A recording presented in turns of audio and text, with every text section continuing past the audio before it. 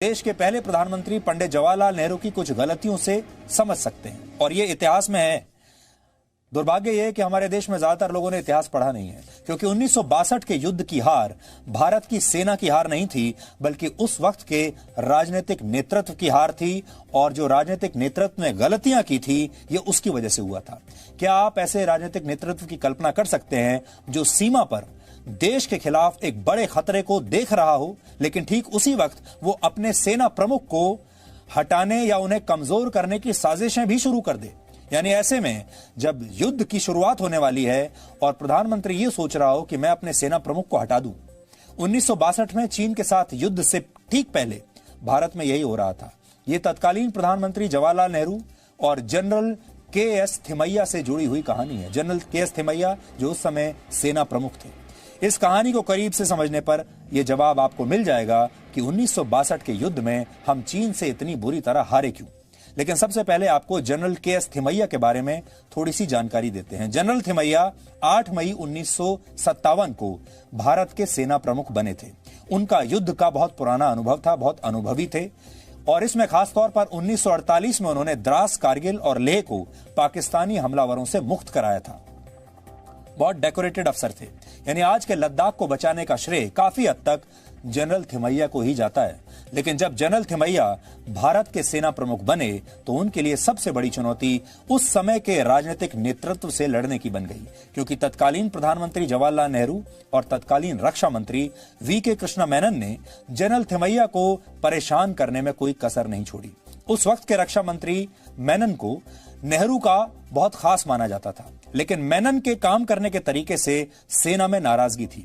सेना के अधिकारियों के साथ उनका बर्ताव अच्छा नहीं था और ना ही वो सैन्य मामलों में सेना के उच्च अधिकारियों की राय को कोई महत्व देते थे। अक्सर मेनन सेना के बड़े अधिकारियों को उनके जूनियर्स के सामने अपमानित भी किया करते थे। ये सब तब हो रहा था जब चीन भारत की सीमा पर सड़कें बना रहा था और सैनिक धीरे धीरे वहां पर जमा कर रहा था। लेकिन रक्षा मंत्री मेनन सेना के अधिकारियों की हर सलाह को अनदेखा करते चले गए।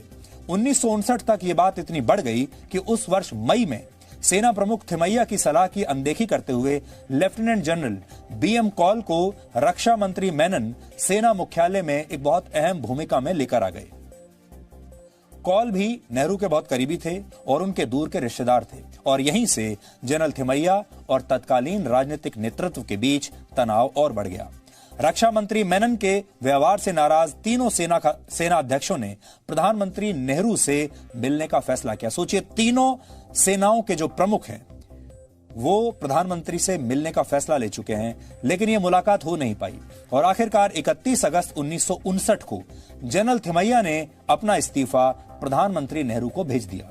लेकिन उस वक्त नेहरू चीन को लेकर विपक्ष के निशाने पर थे, इसलिए उन्होंने जनरल थिमैया को चुपचाप अपने घर बुलवाया, उन्हें इस्तीफा वापस लेने के लिए राजी किया और ये कहा कि रक्षा मंत्री के खिलाफ हर शिकायत को वो देखेंगे, उस पर विचार करेंगे।